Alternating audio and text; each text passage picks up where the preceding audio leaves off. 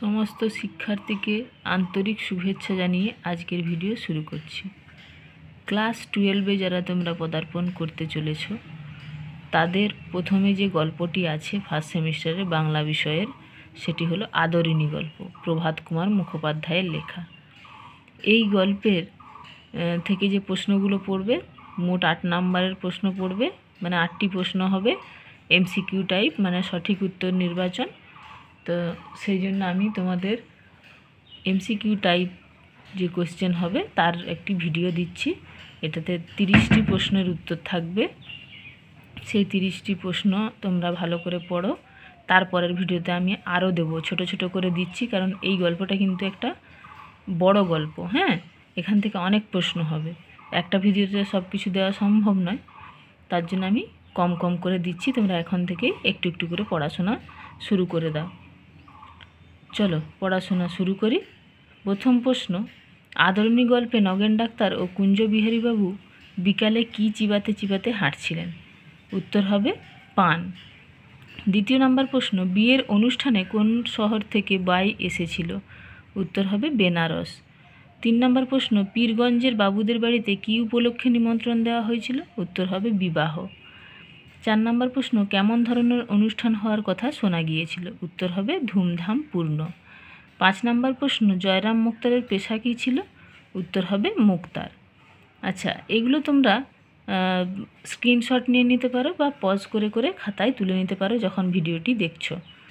তোমাদের যার যেমন সুবিধা সেরকম করবে। আর তোমাদের কাছে একটা অনুরোধ, আমার এই ভিডিওগুলো যদি তোমাদের একটু হলেও উপকারে আসে তাহলে অবশ্যই অবশ্যই লাইক, কমেন্ট ও শেয়ার করবে, আর আমার চ্যানেলটাকে সাবস্ক্রাইব করে নেবে, এই অনুরোধ রাখলাম। চলো পরের প্রশ্ন। 6 নম্বর, জয়রাম মুক্তার কত বছর ধরে এস্টেটে কাজ করছেন? উত্তর হবে 20 বছর। 7 নম্বর প্রশ্ন, জয়রাম মুখোপাধ্যায়ের স্বভাব কেমন ছিল? উত্তর হবে সহজেই অভিমানী। 8 নম্বর প্রশ্ন, উকিলবাবুর মতে জয়রাম মুক্তারের কাছে কে উপকৃত হয়নি? উত্তর হবে জেলার প্রত্যেক বিষয়ী লোক। 9 নম্বর প্রশ্ন, জয়রাম মুখোপাধ্যায় নিমন্ত্রণ রক্ষা করতে যেতে চাননি কেন? উত্তর হবে কাছারি কামাই হবে সেই জন্য। 10 নম্বর প্রশ্ন, নগেন ডাক্তার ও কুঞ্জবিহারী বাবুর যাওয়ার প্রধান সমস্যা কী ছিল?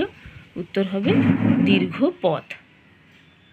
ঠিক আছে, মানে 4টা করে অপশান আছে, তো তোমরা যেটা উত্তর সেটাই আমি বলছি, তোমরা এগুলো স্ক্রিনশট নিয়ে নিতে পারো। তারপরে 11 নম্বর প্রশ্ন দেখো, নগেন ডাক্তার ও কুঞ্জবিহারীবাবু কী যানবাহনের ব্যবস্থা চান? উত্তর হবে হাতি।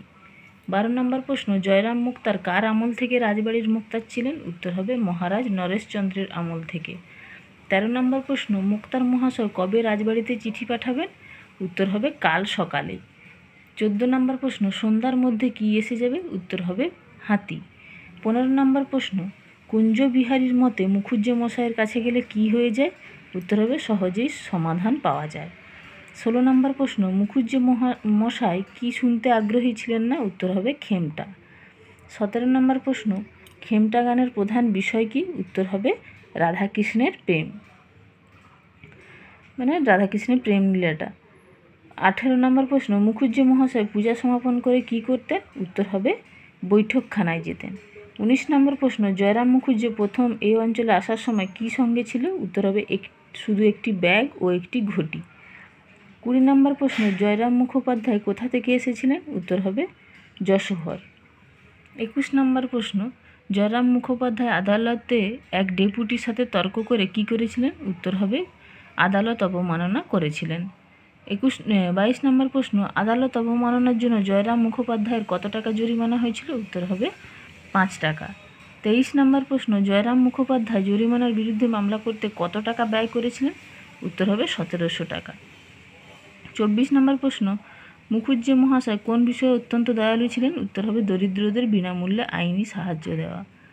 25 নম্বর প্রশ্ন, সন্ধ্যার আগে মুক্তার মহাশয় কোথায় ছিলেন? উত্তর হবে বৈঠকখানায়। 26 নম্বর প্রশ্ন, কারা মুক্তার মহাশয়ের বৈঠকখানায় তাস খেলতেন? উত্তর হবে যুবক বৃদ্ধ সবাই। 27 নম্বর প্রশ্ন, হাতির জন্য জায়গা প্রস্তুত করতে কি করা হয়েছিল? উত্তর হবে বাগান পরিষ্কার করা হয়েছিল। 28 নম্বর প্রশ্ন, সন্ধ্যার কিছু আগে কি খবর এলো? উত্তর হবে হাতি পাওয়া যায়নি। 29 নম্বর প্রশ্ন, পাওয়া গেল না? কে প্রথমে বিস্মিত হয়ে এমন বলেছিলেন বা এমন বলেন? উত্তর হবে কুঞ্জবিহারী বাবু। 30 নম্বর প্রশ্ন, হাতি খাওয়াবার জন্য কি প্রস্তুত করা হয়েছিল? উত্তর হবে কলা গাছ ও বৃক্ষের ডাল। এইগুলো ছিল 30টি প্রশ্ন আদরিণী গল্প থেকে। এটি আশা করি তোমাদের খুব উপকারে আসবে।